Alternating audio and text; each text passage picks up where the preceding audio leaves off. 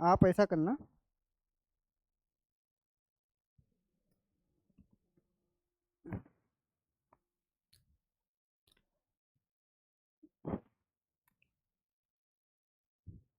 सारे टीचर्स को good evening, प्रणाम, नमस्कार। और टेस्ट सीरीज आज डिस्कस करेंगे आप लोगों के साथ। कनेक्ट हो जाइए और वॉइस कंफर्मेशन कर दें एक बार आप लोग, आवाज़ ठीक ठाक आ रही है। तो पहला क्वेश्चन देखते हैं जो स्क्रीन पर है। पहला क्वेश्चन है, स्वयं के आत्मचिंतन एवं विचार पर आधारित है। कुछ भी करने और कहने से पूर्व मन में उठने वाले विचार संवाद का रूप ले लेते हैं। तो ये क्वेश्चन है और इस पर चार ऑप्शन है हमारे पास, देखते हैं। पहला है त्रिएक संप्रेषण, ऑप्शन बी अंतर्वैयक्तिक संप्रेषण, और ऑप्शन सी है अंतर्वैयक्तिक संप्रेषण, और ऑप्शन डी है उपरोक्त सभी। और आप लोग इसका आंसर करें।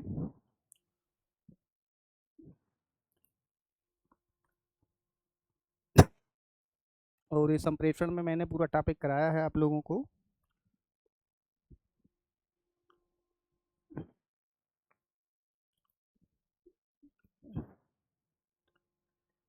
चलिए, कोई रिप्लाई नहीं आ रहा है आप लोगों का। हाँ, बी आपने बताया है प्रदीप मोहन भट्ट जी ने, और बिल्कुल राइट आंसर है अंतर्वैयक्तिक संप्रेषण। अंतर्वैयक्तिक संप्रेषण ऐसा संप्रेषण होता है जिसमें व्यक्ति स्वयं का आत्मचिंतन करता है, स्वयं से बात करने का प्रयास करता है, और उसके मन में जितने भी अंदर अंतर्द्वंद होते हैं, कन्फ्लिक्ट होते हैं, उन कन्फ्लिक्ट का समाधान तलाशने का प्रयास करता है। तो ये इंट्रापर्सनल कम्युनिकेशन कहलाता है, ध्यान में रखना है। और दूसरा क्वेश्चन देखते हैं अब। दूसरा क्वेश्चन है, निम्नलिखित में से सत्य कथनों पर विचार कीजिए।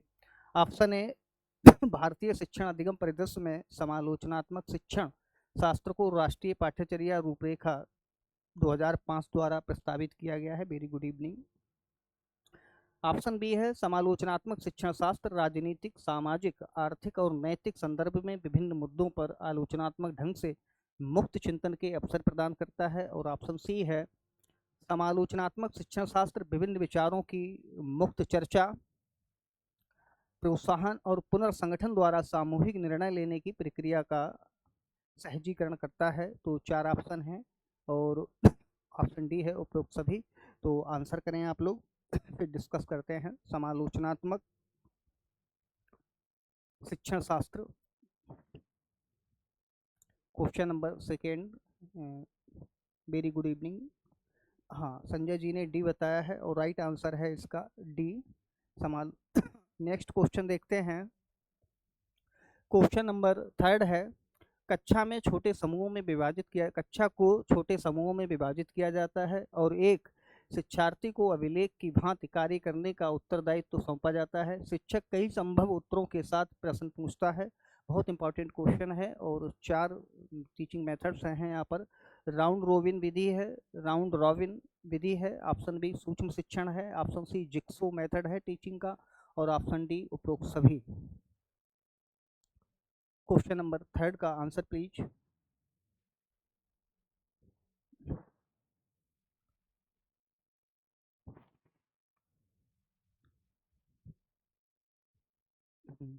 हाँ, थर्ड ए आपने बताया है, राउंड रॉबिन विधि में ऐसा होता है।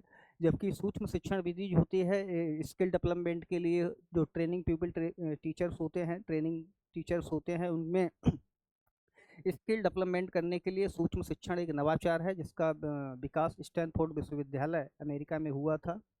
जिक्सो भी एक टीचिंग मेथड है जिसमें कई ग्रुप बना दिए जाते हैं छात्रों के, और उसके बाद छात्रों को एक ग्रुप से दूसरे ग्रुप में रखा जाता है, तो इंटरचेंज होता रहता है। तो जिक्सो विधि भी होती है शिक्षण में, लेकिन जो इसका सही आंसर है वो राउंड रॉबिन विधि है। नेक्स्ट क्वेश्चन है, क्वेश्चन नंबर 4, शिक्षा को समवर्ती सूची में लाने का प्रस्ताव किसने दिया था? फैक्ट पर आधारित क्वेश्चन है। ऑप्शन 4 राधा कृष्णन आयोग, ऑप्शन बी कोठारी आयोग, और ऑप्शन सी है मुदालियर आयोग, ऑप्शन डी ताराचंद समिति। चार क्वेश्चन ऑप्शन हैं क्वेश्चन नंबर 4 के। Very good evening Geetanjali ma'am. Question number 4 का आंसर करें आप लोग। बहुत इंपॉर्टेंट क्वेश्चन है 4 भी। शिक्षा को समवर्ती सूची में लाने का प्रस्ताव किसने किया था? राधा कृष्णन आयोग, ऑप्शन बी कोठारी आयोग, ऑप्शन सी मुदलियार आयोग, ऑप्शन डी ताराचंद समिति। क्वेश्चन नंबर 4,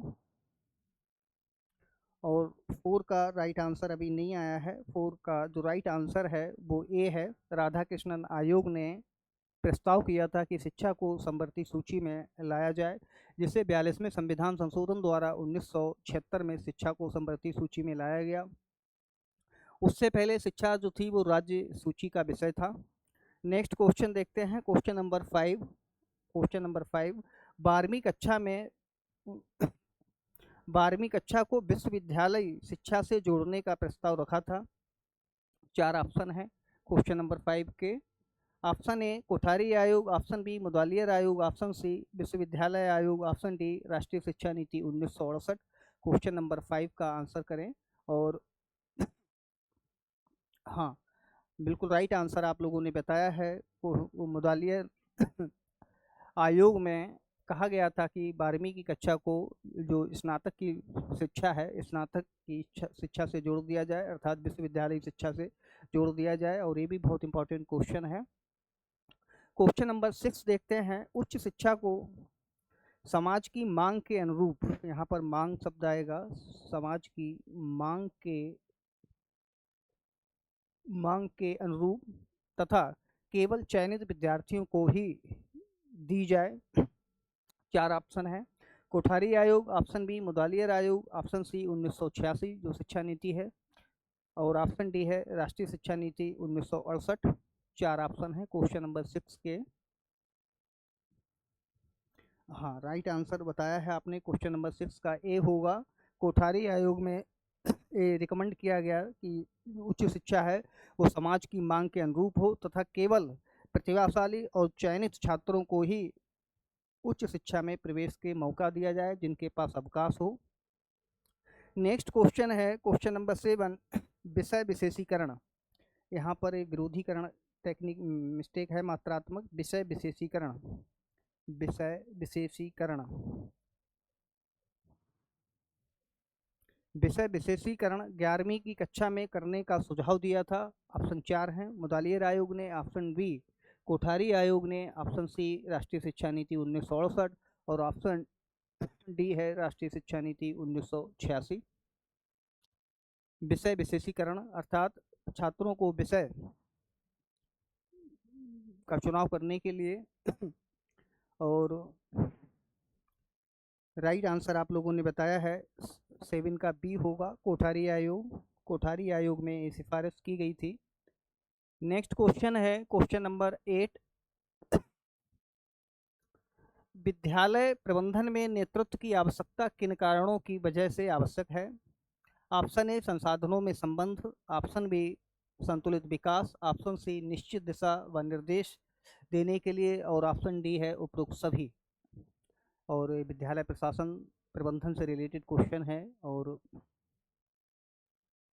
हाँ, डी आप लोग बता रहे हैं, और राइट आंसर इसका डी होगा। उपयुक्त सभी कारणों की वजह से विद्यालय प्रबंधन की आवश्यकता होती है। क्वेश्चन नंबर 9 लीडरशिप पे है। नेतृत्व में बाधाएं हैं, नेतृत्व में बाधाएं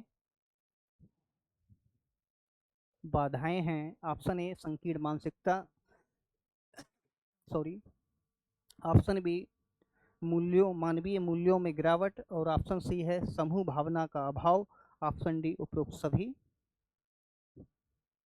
क्वेश्चन नंबर 9 का आंसर प्लीज। हाँ, राइट आंसर दिया है आप लोगों ने डी। नेतृत्व में उपरोक्त सभी बाधाएं हैं, संकीर्ण मानसिकता भी है, मानवीय मूल्यों में गिरावट भी है, और मानवीय मूल्यों में गिरावट के साथ साथ समूह भावना का अभाव भी है। टीम वर्क नहीं हो पाता है, जिसकी वजह से नेतृत्व जो है निष्क्रिय हो जाता है। नेक्स्ट क्वेश्चन है क्वेश्चन नंबर 10, संस्थागत नियोजन की विशेषताएं हैं। 4 ऑप्शन है। यह विद्यालय में प्रजातांत्रिक प्रणाली को स्थापित करता है, ऑप्शन बी इसके माध्यम से शाला योजनाओं का विकास होता है, ऑप्शन सी इसमें लचीलापन तथा विकासशीलता होती है, और ऑप्शन डी है उपरोक्त सभी। क्वेश्चन नंबर 10 का आंसर प्लीज।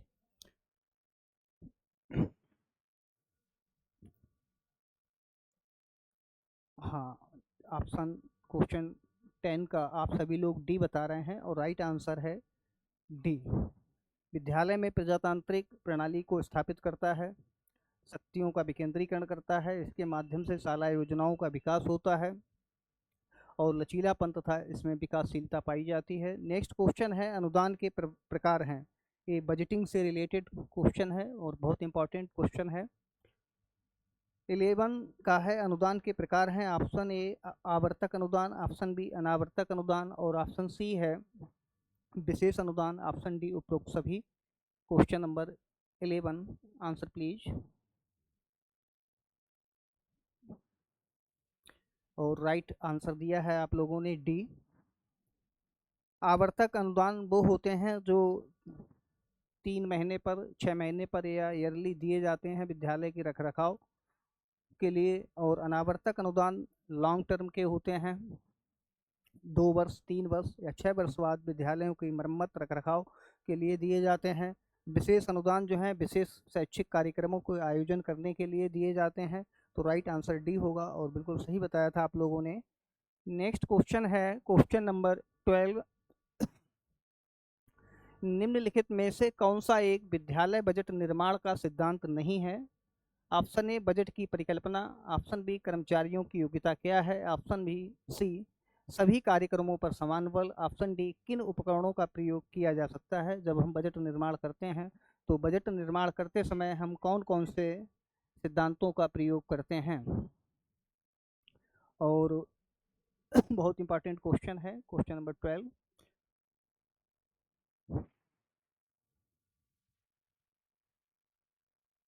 हाँ, राइट आंसर बताया है, सी होगा इसका। देखिए, कंसेप्ट पर आधारित है। बजट की परिकल्पना हमें करनी होती है, हमारा विद्यालय के जो मानवीय और भौतिक संसाधन हैं उनको ध्यान में रखकर कौन कौन से पाठ्यक्रम संचालित होते हैं, इन सब चीज़ों का ध्यान रखा जाता है।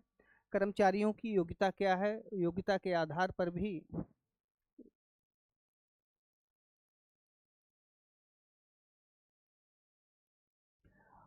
कर्मचारियों की योग्यता का भी ध्यान रखा जाता है और योग्यता के आधार पर ही वेतन इत्यादि के जो पारिश्रमिक होता है उसका निर्धारण किया जाता है, खर्चा किया जाता है।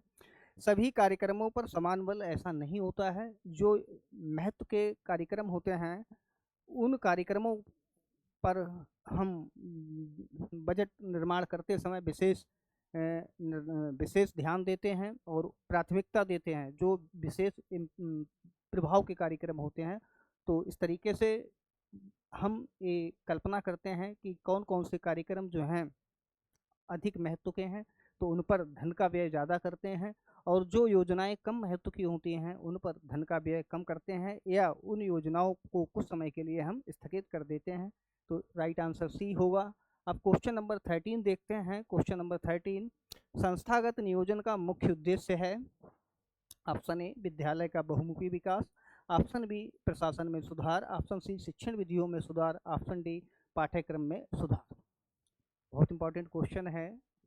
संस्थागत नियोजन का मुख्य उद्देश्य है। अब देखिए, इसमें 4 ऑप्शन हैं और चारों ऑप्शन जो हैं आपको थोड़ा सा कंफ्यूज कर सकते हैं। अब इसका आप लोगों ने 13A बताया है विद्यालय का बहुमुखी विकास, अर्थात विद्यालय का चहुमुखी विकास कह सकते हैं। तो जब विद्यालय का बहुमुखी विकास होगा तो जो 3 ऑप्शन हैं ये पहले ऑप्शन में ही समाहित हो जाते हैं। इस तरीके से इसका जो राइट आंसर होगा वो आपका ए होगा 13 का। अब क्वेश्चन नंबर 14 है, ये भी बजट निर्माण से रिलेटेड क्वेश्चन है। बजट तैयारी की अवस्था होती है।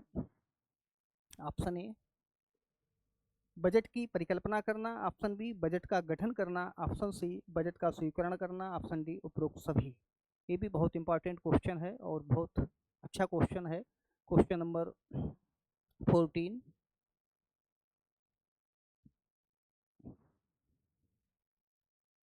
बजट की तैयारी की अवस्था है। और तैयारी जब हम किसी कार्य की करते हैं तो सबसे पहले उसकी एक परिकल्पना बनाते हैं। तो परिकल्पना, बजट की परिकल्पना करना जो है वो तैयारी की अवस्था है। और बजट का गठन दूसरे नंबर पर आएगा इसके बाद, और स्वीकरण जो है इस तीसरे नंबर पर आएगा। तो तैयारी की अवस्था में ध्यान में रखना है बजट की परिकल्पना। क्वेश्चन नंबर 15, विद्यालय बजट का मूल्यांकन होता है या मूल्यांकन किया जाता है। ऑप्शन ए लेखा परीक्षण द्वारा, लेखा परीक्षण जिसको ऑडिट कहते हैं अंग्रेजी में, ऑडिट, लेखा परीक्षण के द्वारा। ऑप्शन बी रेटिंग स्केल द्वारा। ऑप्शन सी साक्षात्कार के द्वारा। ऑप्शन डी उपरोक्त सभी। 4 विकल्प हैं। जो क्वेश्चन है 15, क्वेश्चन नंबर 15,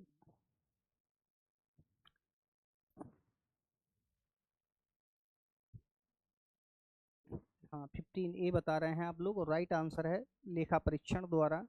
लेखा परीक्षण द्वारा हम बजट का मूल्यांकन करते हैं। लेखा परीक्षण। नेक्स्ट क्वेश्चन है क्वेश्चन नंबर 16, विद्यालय बजट का काल समय होता है, या विद्यालय बजट का जो समय पीरियड होता है जिसे वित्तीय वर्ष कहा जाता है, 1 वर्ष का। ऑप्शन बी 2 वर्ष का। ऑप्शन सी 3 वर्ष, 6 वर्ष का। ऑप्शन डी 3 वर्ष का। Question number 16।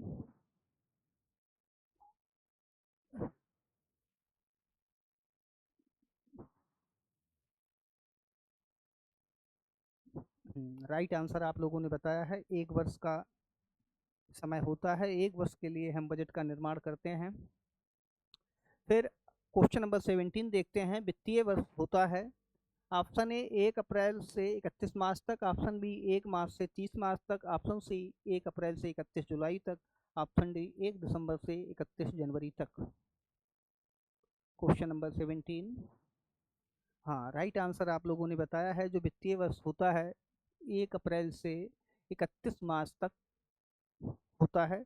नेक्स्ट क्वेश्चन है, राष्ट्रीय शिक्षा नीति 1968 में किस शिक्षा संरचना को स्वीकार किया गया था? Option A 5 3 2 2 plus 3 8 2 plus 2 plus 3 8 plus 4 plus 3। Option D 10 plus 2 plus 3।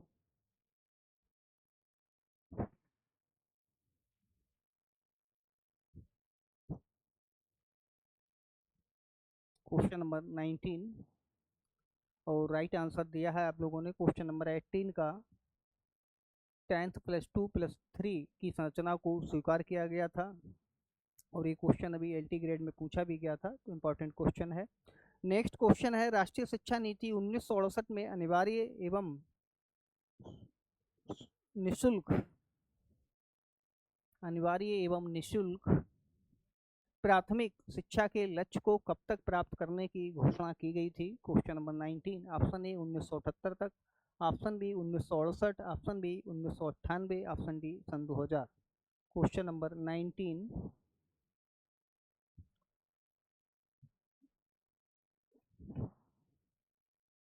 Right answer आप सभी लोगों ने बताया है, 1978 तक घोषणा की गई थी। नेक्स्ट क्वेश्चन है क्वेश्चन नंबर 20, राष्ट्रीय शिक्षा नीति 1968 में किस स्तर तक की शिक्षा को अनिवार्य करना प्रस्तावित किया गया था? ऑप्शन ए प्राथमिक शिक्षा। ऑप्शन बी उच्च प्राथमिक शिक्षा। ऑप्शन सी माध्यमिक शिक्षा। ऑप्शन डी उच्च माध्यमिक शिक्षा। Question number 20।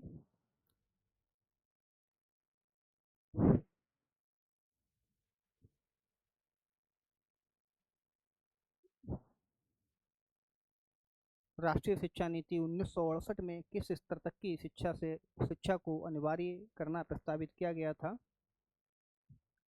और उसका आंसर अभी ठीक नहीं आया है। Question number 20। देखिए 20 का जो राइट आंसर है वो माध्यमिक शिक्षा है। माध्यमिक शिक्षा को अनिवार्य करना प्रस्तावित किया गया था। अब क्वेश्चन नंबर देखते हैं 21, राष्ट्रीय शिक्षा नीति 1968 में +2 पर कितने प्रतिशत छात्र छात्राओं को व्यावसायिक वर्ग की ओर मोड़ने का प्रस्ताव किया गया था? Question number 21। Option A 25%। Option B 50%। Option C 75%। Option D 80%। बहुत इंपॉर्टेंट क्वेश्चन है। राष्ट्रीय शिक्षा नीति 68 में +2 पर कितने प्रतिशत छात्र छात्राओं को व्यावसायिक वर्ग की ओर मोड़ने का प्रस्ताव रखा गया था? Question number 21। हाँ बी आप लोगों ने बताया है, और राइट आंसर है 50% छात्रों को व्यावसायिक शिक्षा से जोड़ने का प्रस्ताव किया गया था, लक्ष्य रखा गया था। अब क्वेश्चन नंबर देखते हैं 22, राष्ट्रीय शिक्षा नीति 1986 में प्राथमिक शिक्षा कक्षा 1 से 5 को कब तक सर्वसुलभ बनाने की घोषणा की गई थी? राष्ट्रीय शिक्षा नीति 1986 में ऑप्शन ए 1990, ऑप्शन ए 1990 तक, ऑप्शन बी 1995 तक, ऑप्शन सी 2000 तक, ऑप्शन डी 2002 तक। Question number 22, answer please. Question number 22।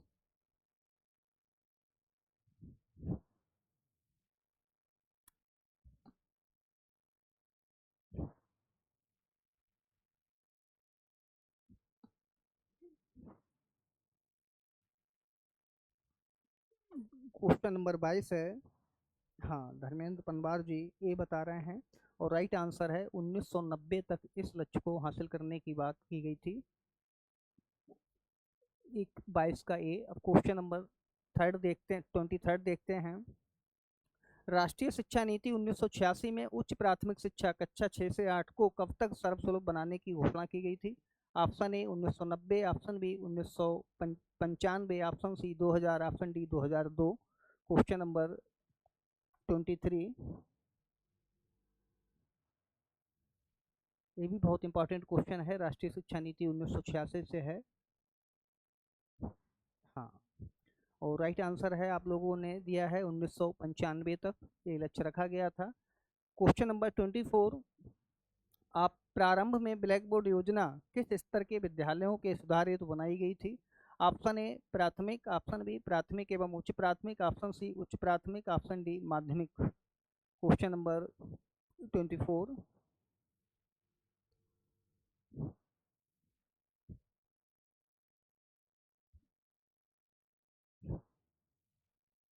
और राइट आंसर आप लोगों ने दिया है प्राथमिक स्तर पर इसे शुरुआत में ब्लैक बोर्ड आप जो ऑपरेशन चलाया गया था प्राथमिक शिक्षा से था। फिर 1992 में जो संशोधित शिक्षा नीति 1992 थी उसमें इसको उच्च प्राथमिक स्तर से भी इसे जोड़ दिया गया था, ये भी ध्यान रखना है। नेक्स्ट क्वेश्चन है, क्वेश्चन नंबर 25, राष्ट्रीय शिक्षा योजना 1986 से 95 तक कितने प्रतिशत छात्र छात्राओं को व्यवसायिक धारा में लाने की घोषणा की गई थी? Option A 20%, option B 25%, option C 50%, option D है 75%। Question number 25, option A 20%, option B 25, option C 50, option D 75%।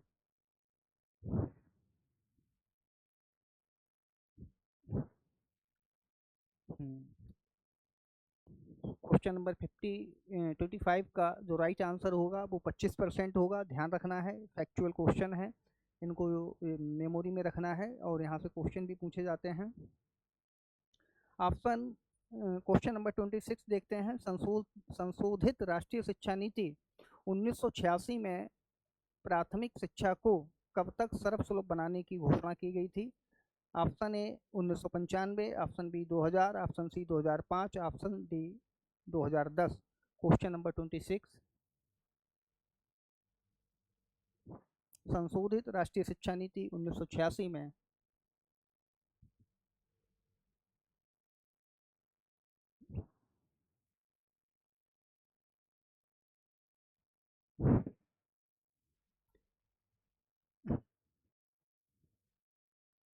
हाँ, जिन लोगों ने बी बताया है उनका राइट आंसर है, क्योंकि ये संशोधित शिक्षा नीति थी तो इसको 2000 तक इस लक्ष्य को हासिल करने की बात की गई थी। नेक्स्ट क्वेश्चन देखते हैं 27 है क्वेश्चन, संशोधित राष्ट्रीय शिक्षा नीति में उच्च प्राथमिक शिक्षा को कब तक सर्वसुलभ बनाने की घोषणा की गई थी? ऑप्शन ए 1995 तक, ऑप्शन बी 2000 तक, ऑप्शन सी 2005 तक, ऑप्शन डी 2010 तक। क्वेश्चन नंबर 27,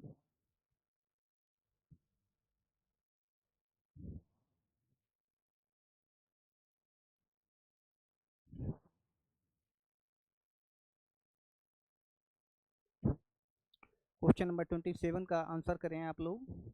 और हाँ, 27 आपने बी बताया है, जो राइट आंसर है 2000 तक इस लक्ष्य को हासिल करने की बात कही गई थी। क्वेश्चन नंबर 28 है, ऑपरेशन ब्लैक बोर्ड योजना को उच्च उच्च शिक्षा स्तर पर कब लागू किया गया? उच्च प्राथमिक स्तर पर यहाँ पर कर लें, उच्च प्राथमिक कब लागू किया गया? Option A 1986, option B 1987, option C 1992, option D 1995। Question number 28।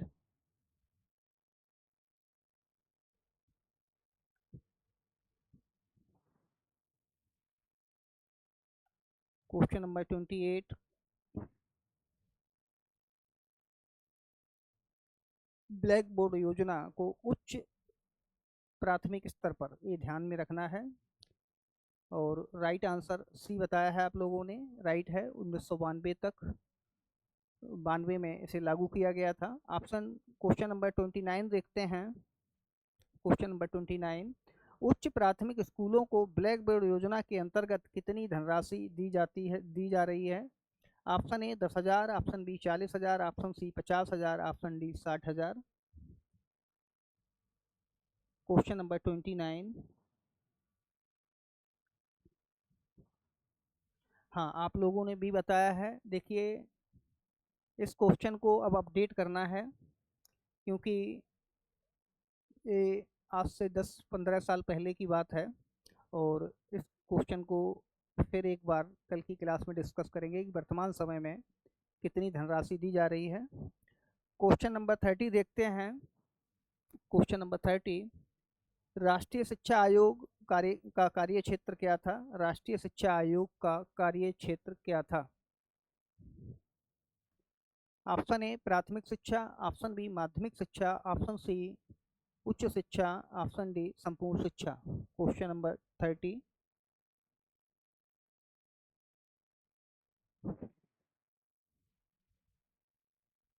और राइट आंसर बताया आप लोगों ने 30, संपूर्ण शिक्षा। क्वेश्चन नंबर 31 देखते हैं। राष्ट्रीय शिक्षा आयोग ने बजट का कितना प्रतिशत शिक्षा पर व्यय करने का सुझाव दिया था? चार ऑप्शन है हमारे पास। Option A 4%, option B 6%, option C 8% और ऑप्शन डी 10%। Question number 31। हाँ, राइट आंसर दिया है आप लोगों ने, 6% करने का लक्ष्य रखा गया था। राष्ट्रीय शिक्षा नीति 19 जो राष्ट्रीय शिक्षा आयोग था, जो 1964-66 में बना था, जिसे कोठारी आयोग भी कहते हैं। 1968 में भी 6% का टारगेट रखा गया था, फिर 1986 में भी 6%, और जो 2020 में शिक्षा नीति बनी है, इस नीति में भी 6% का लक्ष्य रखा गया है, ध्यान रखना है। नेक्स्ट क्वेश्चन देखते हैं। क्वेश्चन नंबर 32, राष्ट्रीय शिक्षा आयोग ने माध्यमिक शिक्षा का कितने प्रतिशत छात्रों के लिए अनुमानित की थी? Option A 50%, option B 60%, option C 70% और ऑप्शन डी 80%। कोठारी आयोग के संदर्भ में ये बात हो रही है, जो राष्ट्रीय शिक्षा आयोग था। क्वेश्चन नंबर 32, और राइट आंसर आप लोगों ने दिया है, 70% बच्चों के लिए माध्यमिक शिक्षा का लक्ष्य रखा गया था। क्वेश्चन नंबर 33, वरिष्ठ विश्वविद्यालय की स्थापना का सुझाव किस आयोग ने दिया था? भारतीय विश्वविद्यालय आयोग 1902, कलकत्ता विश्वविद्यालय आयोग 1917, विश्वविद्यालय शिक्षा आयोग 1948-49, ऑप्शन डी राष्ट्रीय शिक्षा आयोग 1964-66।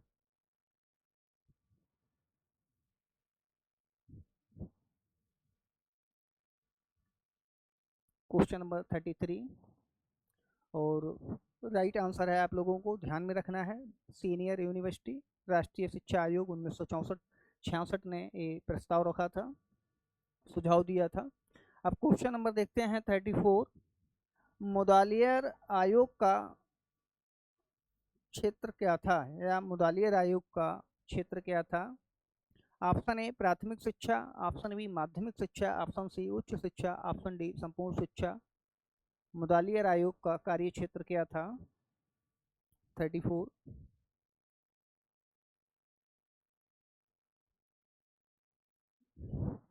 और राइट आंसर दिया है आप लोगों ने, माध्यमिक शिक्षा मुदालियर आयोग का कार्य क्षेत्र था। माध्यमिक शिक्षा के पुनर्गठन के लिए सुझाव देना था मुदालियर आयोग का, इसीलिए माध्यमिक शिक्षा आयोग भी इस आयोग को कहते हैं, माध्यमिक शिक्षा आयोग। मुदालियर आयोग को यहाँ से आपको ध्यान रहेगा। माध्यमिक शिक्षा आयोग।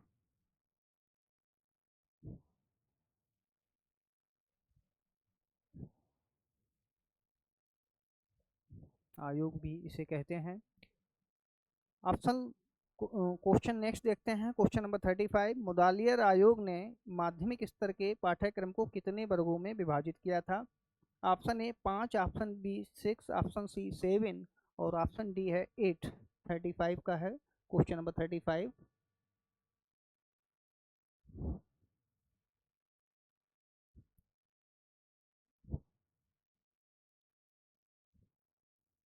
30 क्वेश्चन नंबर 35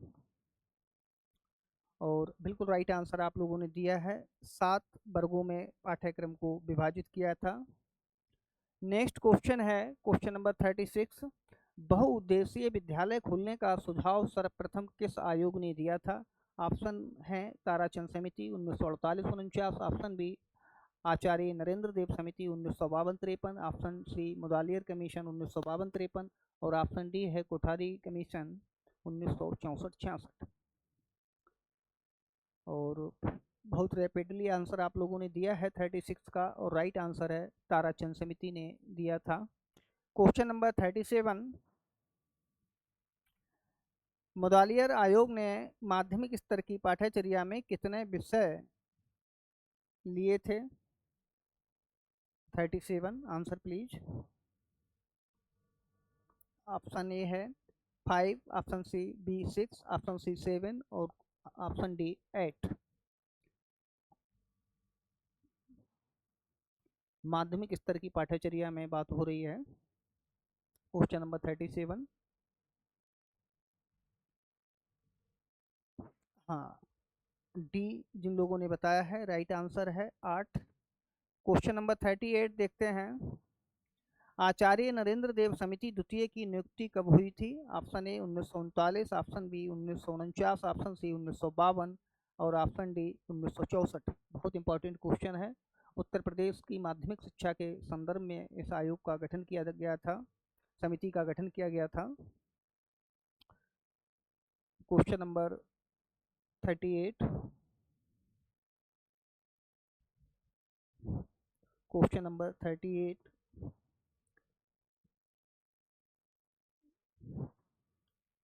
देखिए 38 क्वेश्चन है और इसका जो राइट आंसर है वो 1952 है।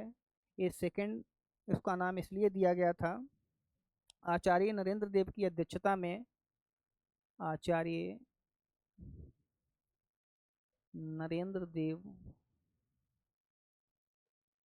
की अध्यक्षता में प्रथम समिति समिति का गठन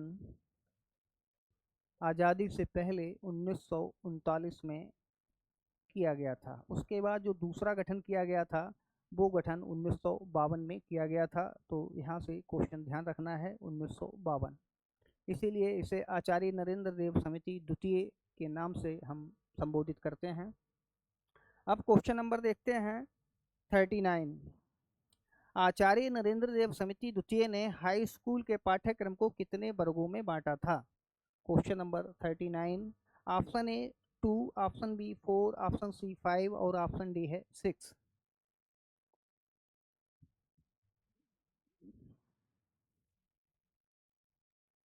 क्वेश्चन नंबर 39 और आप लोग क्वेश्चन भी मेंशन कर दिया करें कौन से क्वेश्चन का आंसर दे रहे हैं। क्वेश्चन नंबर 39,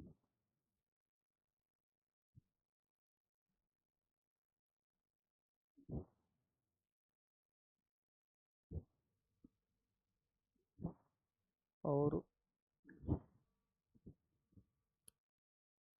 हाँ बिल्कुल राइट आंसर दिया है आप लोगों ने, सी, हाई स्कूल के पाठ्यक्रम को 5 भागों में बांटा था। अब नेक्स्ट क्वेश्चन देखते हैं। आचार्य नरेंद्र देव समिति ने इंटर के पाठ्यक्रम को कितने वर्गों में बांटा था? Option A 2, option B 4, option C 5, option D 6। Question number 40, inter के पाठ्यक्रम को कितने भागों में बांटा था? Question number 40।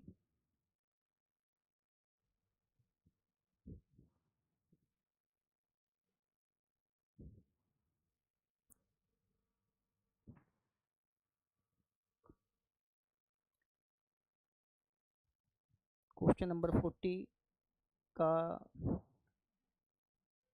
देखो, इसका 5 आंसर सही नहीं होगा। आचार्य नरेंद्र देव ने इंटर के पाठ्यक्रम को 6 भागों में बांटा था और हाई स्कूल के पाठ्यक्रम को 5 भागों में बांटा था, वर्गों में बांटा था, तो ध्यान में रखना है। अब नेक्स्ट क्वेश्चन देखते हैं, क्वेश्चन नंबर 41।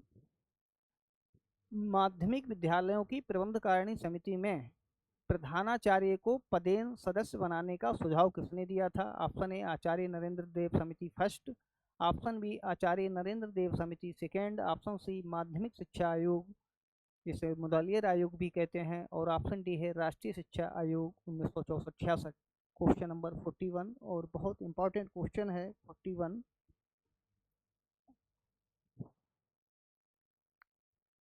माध्यमिक विद्यालयों की प्रबंधकारिणी समिति में प्रधानाचार्य को पदेन सदस्य बनाने का सुझाव किसने दिया था? और राइट आंसर बताया है आप लोगों ने आचार्य नरेंद्र देव समिति ने। नेक्स्ट क्वेश्चन है, संविधान में राज्य से क्या तात्पर्य है? ऑप्शन ए केंद्रीय सरकार, ऑप्शन बी प्रांतीय सरकार, ऑप्शन सी प्रशासन, ऑप्शन डी केंद्रीय एवं प्रांतीय सरकारें एवं प्रशासन। Question number 42।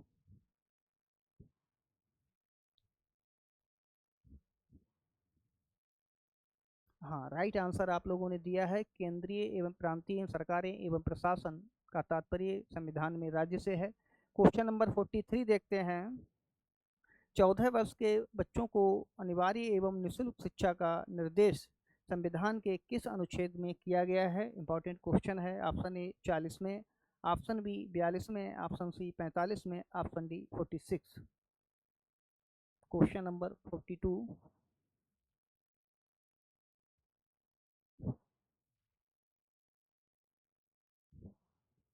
हाँ, बिल्कुल राइट आंसर आप लोगों ने बताया है, 45वें अनुच्छेद में किया गया है।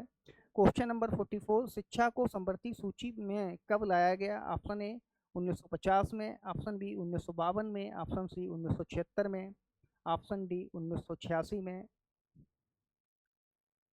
Question number 44।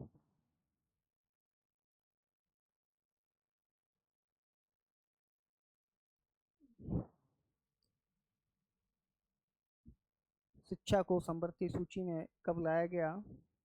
Option A 1950, option B 1952, option C 1976, option D 1986 और सी बताया है आप लोगों ने राइट है, 1976 में लाया गया। 42वें संविधान संशोधन द्वारा शिक्षा को समवर्ती सूची में सम्मिलित किया गया और राधा कृष्णन आयोग ने सिफारिश की थी कि शिक्षा को समवर्ती सूची में शामिल किया जाए। नेक्स्ट क्वेश्चन है 45, शिक्षा को समवर्ती सूची पर किस संविधान संशोधन द्वारा लाया गया? ऑप्शन ए 40 में, ऑप्शन बी 42 में, ऑप्शन सी 44 में, ऑप्शन डी 46 में। इसका आंसर पहले ही हो गया था क्वेश्चन नंबर 45 का, इसमें ही डिस्कशन में आ गया था, तो इसका जो है राइट आंसर बी होगा, 42वें संविधान संशोधन द्वारा। क्वेश्चन नंबर 46 देखते हैं, विश्वविद्यालय शिक्षा आयोग की नियुक्ति कब की गई थी? ऑप्शन ए 1947 में, ऑप्शन बी 1948 में, ऑप्शन सी 1949 में, ऑप्शन डी 1950 में। क्वेश्चन नंबर 46, विश्वविद्यालय शिक्षा आयोग जिसे राधा कृष्णन आयोग के नाम से भी हम समझते हैं, और 46 का राइट आंसर आप लोगों ने बताया है, 1948 में राधा कृष्णन आयोग की स्थापना की गई थी। नेक्स्ट क्वेश्चन है 47, विश्वविद्यालय अनुदान आयोग की स्थापना कब की गई थी? Option A 1946, option B 1949, option C 1953, option D 1963। ये भी बहुत इंपॉर्टेंट क्वेश्चन है, क्वेश्चन नंबर 47। और आज आप लोगों के 50 क्वेश्चन हल कराएंगे, थोड़ा सा व्यक्तिगत कार्य काम है इसलिए जाना पड़ेगा। क्वेश्चन नंबर 47 का आप लोगों ने सी बताया है, बिल्कुल राइट आंसर है, राइट आंसर है। क्वेश्चन नंबर 48 देखते हैं, भारत में शिक्षा को समवर्ती सूची में कब लाया गया था? ये क्वेश्चन दोबारा से रिपीट हो गया है, 1976 में लाया गया था। नेक्स्ट क्वेश्चन देखते हैं, क्वेश्चन नंबर 49, ग्रामीण विश्वविद्यालय की स्थापना का सुझाव किस आयोग ने दिया था? भारतीय शिक्षा आयोग, ऑप्शन बी भारतीय विश्वविद्यालय आयोग, ऑप्शन सी कलकत्ता विश्वविद्यालय आयोग, ऑप्शन डी विश्वविद्यालय शिक्षा आयोग। क्वेश्चन नंबर 49 क्वेश्चन नंबर 49 भारतीय शिक्षा आयोग, और ऑप्शन बी है भारतीय विश्वविद्यालय आयोग, ऑप्शन सी कलकत्ता विश्वविद्यालय आयोग, ऑप्शन डी विश्वविद्यालय शिक्षा आयोग। Question number 49। हाँ, प्रमोद जी ने इसका राइट आंसर बताया है, 49 का बी होगा। भारतीय विश्वविद्यालय आयोग द्वारा ग्रामीण विश्वविद्यालय का सुझाव दिया गया था। अब क्वेश्चन नंबर 50 देखते हैं। 6 से 14 वर्ष के बच्चों की अनिवार्य एवं निःशुल्क शिक्षा का निर्देश संविधान की किस धारा से में दिया गया है? तो ये क्वेश्चन भी दोबारा से रिपीट हुआ है, इसका भी राइट आंसर बी है, 45वीं धारा से या अनुच्छेद से। नेक्स्ट क्वेश्चन देखते हैं 51। भारत में प्राथमिक शिक्षा स्तर पर होने वाले अपव्यय एवं अवरोधन की ओर सबसे पहले ध्यान किसका गया था? बहुत इंपॉर्टेंट क्वेश्चन है। Question number 51। ऑप्शन ए बुट Wood despatch Wood despatch, option B Hartog committee, option C Gokhale समिति, ऑप्शन डी महात्मा गांधी की जो बेसिक शिक्षा प्रणाली थी, योजना थी, उसमें। Question number 51।